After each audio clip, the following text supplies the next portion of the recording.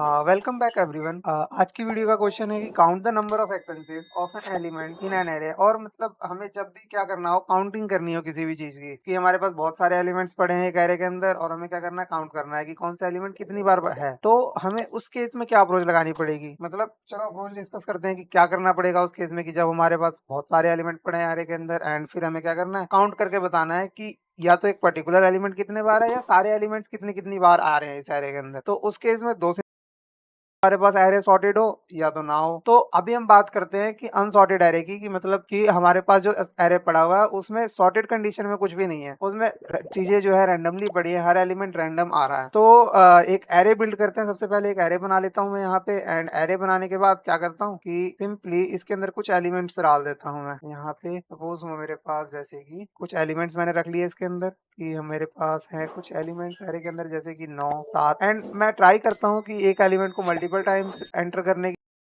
चलेगी एक्चुअल में काउंटिंग कैसे होगी। तो मैं यहाँ पर 10 डाल लेता हूँ, फिर यहाँ 8, फिर 9, फिर 2, इस तरीके से मैंने कुछ एलिमेंट्स रख लिए हैं यहाँ पे। और यू कैन सी है कि 7 जो है 2 बार आ रहा है, 9 भी 2 बार आ रहा है, 2 जो है 1 बार आ रहा है, एंड इस तरीके से जो भी हमारे पास एक एरे है। इंडेक्सिंग कहाँ से स्टार्ट हो रही है कि 0 1 2 3 4 5 6। अब एक चीज तो हमारे पास क्लियर है कि मतलब अगर मुझे चीजों को काउंट करना है कि कौन सी चीज कितनी बार आ रही है, तो मुझे एरे को आइटरेट करना ही पड़ेगा। तो ये चीज तो क्लियर है कि मुझे हर एक पोजीशन पे जाना ही पड़ेगा। पहले मैं यहाँ जाऊंगा, फिर यहाँ जाऊंगा, यहाँ जाऊंगा, यहाँ जाऊंगा, मैं हर पोजीशन पे जाऊंगा एरे के एंड तब काउंटिंग करूंगा। लेकिन काउंटिंग करूंगा कैसे? अब मेन दिक्कत यहाँ पे है कि मैं चला तो जाऊंगा, एक मैं फॉर लूप लगाऊंगा, उसके बाद 0 से स्टार्ट करके 6 तक चलेगा लूप, साइज तक एरे के, एंड मैं पहुंच जाऊंगा वहां तक। तो अब जैसे ही हम लोग यहाँ पे पहुंचे, मैं इसमें हम लोग क्या कर सकते हैं, एक हैश मैप का यूज कर सकते हैं। सपोज अगर मैंने एक मैप बना लिया, यहाँ पर एक मैं मैप क्रिएट कर लेता हूँ इस तरीके का, जिसमें क्या है मेरे पास, ये हमारा क्या हो गया, एक मैप हो गया। मैप के अंदर मैं क्या करता हूँ, कुछ चीजें रख लेते हैं हम लोग एक इस तरीके से। और अभी ये मैप है कि इंटीजर स्टोर करेगा, integer to integer means types जरूरी है, मतलब कि कई जगहों पे हमें लिखना नहीं पड़ते, बट मैं फिर भी इसको,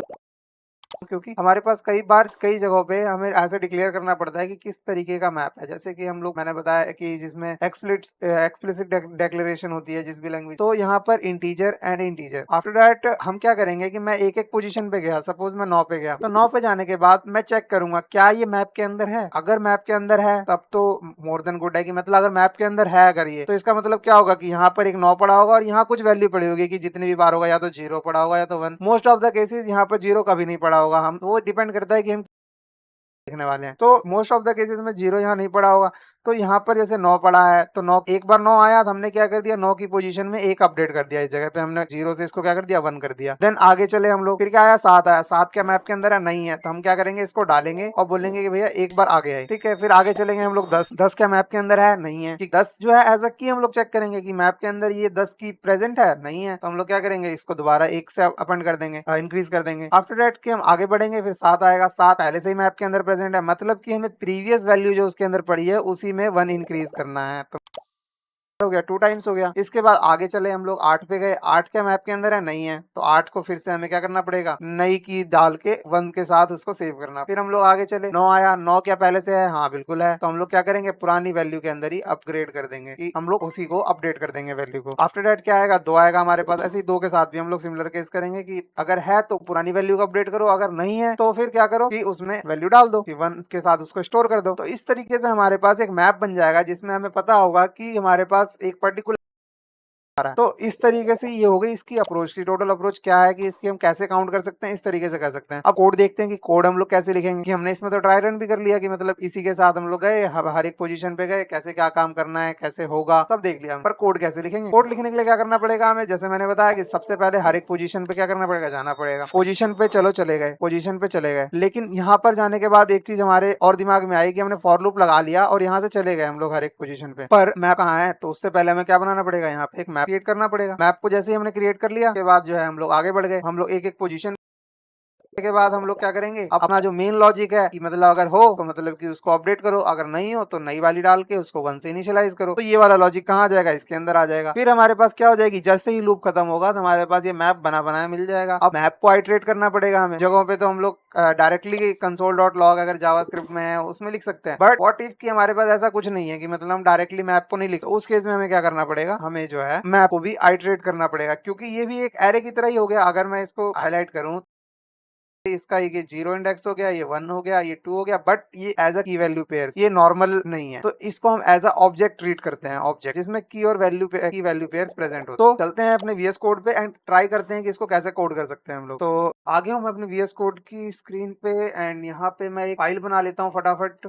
जैसे कि मैं अकरेंसेस या मैं ओसी के नेम डजेंट मैटर कि मैं किसी भी नाम से एक फाइल बना लेता हूँ एंड आफ्टर दैट मैं क्या करता हूँ, मैं यहाँ पर सिंपल एक बॉयलर प्लेट लगा लेता हूँ फटाफट कि हम लोग जो करने वाले हैं वो कैसे करने वाले हैं। तो मैं एक बॉयलर प्लेट लगा लिया है। बॉयलर प्लेट लगाने के बाद मैं क्या करूंगा, मैंने यहाँ पर एक लगा लिया बॉयलर प्लेट। अब बॉयलर प्लेट लगाने के बाद क्या करना है मुझे कि मुझे चीजों को देखना है कि जो जो मैंने अभी डिस्कस किया अप्रोच, जैसे जैसे जिस हिसाब से चला हूँ मैं उस हिसाब से पहले मुझे क्या चाहिए होगा, एक एरे चाहिए होगा। मैंने क्योंकि उसमें एक एरे बना रखा था, तो मैं अभी एक डमी एरे ले लेता हूँ। इसके अंदर डमी एरे लेने के बाद मैं क्या करता हूँ 1 2 3 4 5 6 7 और मैं इसमें कुछ डमी एलिमेंट्स डाल देता हूँ फिर से, तो डेट की मुझे पता चल जाए मैंने रैंडमली कुछ भी एलिमेंट डाल दिए हैं इसके अंदर। तो ये हो गई हमारी एरे। अब मुझे क्या चाहिए होगा, इसका साइज चाहिए होगा। अगर लास्ट वीडियो तो आपने देखी है मेरी जिसमें मैंने सिखाया था, उसमें क्या है कि मैंने साइज निकालना भी बताया था कि एरे का साइज हम लोग कैसे निकाल सकते हैं। तो इंटीजर ऑफ, अगर मैं एक साइज वेरिएबल ले लूं और साइज ऑफ ARR करके मैं टोटल के साइज को एक सिंगल एलिमेंट के साइज से अगर डिवाइड कर दूं तो क्या हो जाएगा, फिर मेरे पास इसकी वैल्यू आ जाएगी, साइज कितना है। अब जो है साइज और एरे दोनों आ गया। मुझे क्या करना है कि हर एक प्लेस पे जाना है, मुझे एरे के हर एक पोजीशन को विजिट करना है। तो integer of i equals to 0, और ऐसा ना करके मैं क्या कर सकता हूँ, मैं इसकी जगह कुछ और भी कर सकता हूँ, बिल्कुल कर सकता हूँ। अगर मुझे साइज के साथ भी नहीं जाना और मुझे ARR के साथ भी नहीं जाना, तो सिंपली